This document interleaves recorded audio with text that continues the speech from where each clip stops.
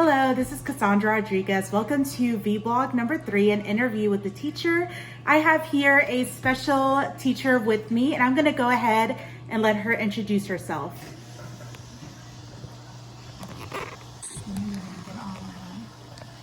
Hi everyone, my name is Veronica Rodriguez. I am an elementary school teacher. I've worked in kindergarten, first grade, and second grade. Right now I'm a reading interventionist and I focus mainly with first grade bilingual and second grade monolingual and bilingual students. Thank you, Ms. Rodriguez. Let's go ahead and get started with some of our interview questions. So the first thing I want to ask you is, what type of ELLs do you have in your classroom and what challenges did you face? Well, I do have some ELLs that I service in my classroom. Those are students that arrive from a different country. Sometimes they arrive from either China or just different parts of the world, Central America, South America, all different parts of the United States. Some of the challenges, I think it's just them understanding the English language, and they're shy. They're a little bit shy when they come into the United States because the school system itself is different. Okay. So do you enjoy working with ELLs and why?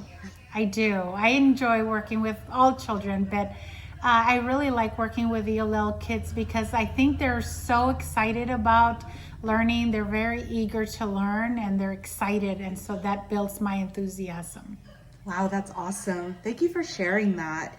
So, Ms. Rodriguez, what approaches or methods did you use in the classroom, and why did you choose to use these methods, and how were they effective with helping these students learn the English language? The English language. So some of the approaches that we tend to use a lot with these ELL students are using a lot of visuals, because a lot of them do not understand the language, and so they tend to stay really quiet for a while as they're trying to process or understand what it is that we are asking. So a lot of the times, if we're using these visuals or real life objects, it tends to help them understand the language itself better. Wow, that's really interesting. Okay.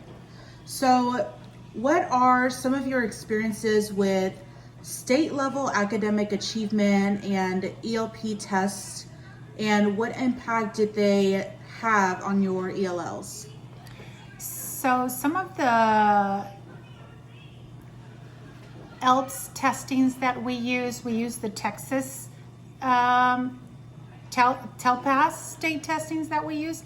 And so we do that once a year, and it's at the end of the year. And so mainly what we do is just listen to their listening skills, then their speaking skills, their reading skills, and their writing skills. And they tend to progress in that order.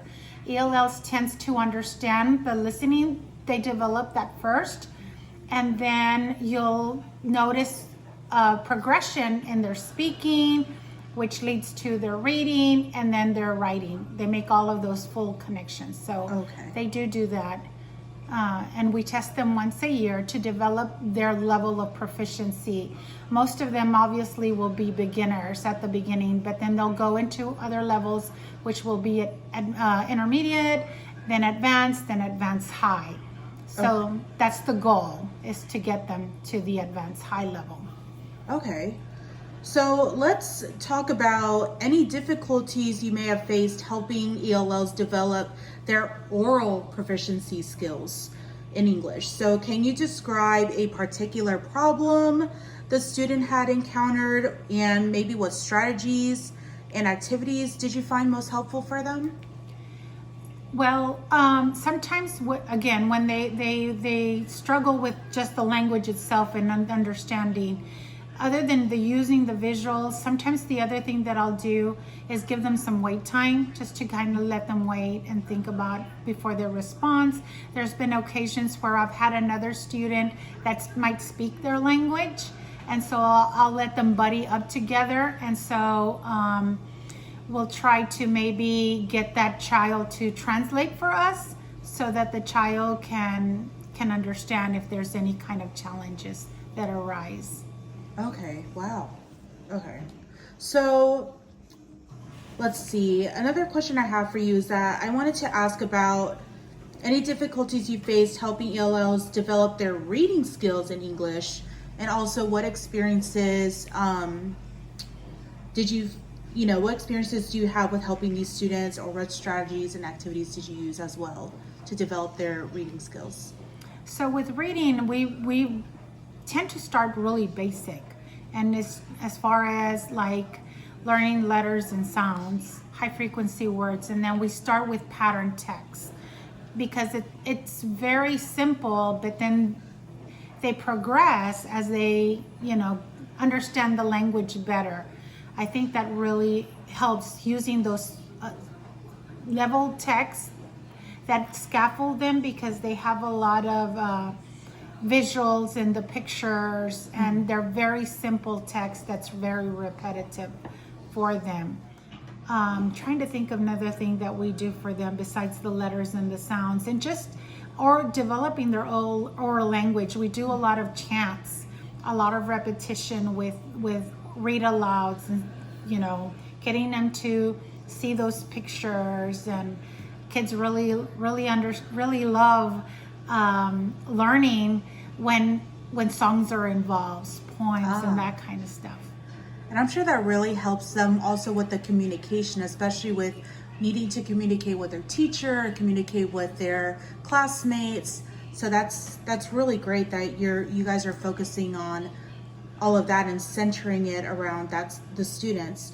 So one more question I have for you is just, what advice do you have for other future teachers or of ELLs? My biggest advice is just to have patience. Have patience, and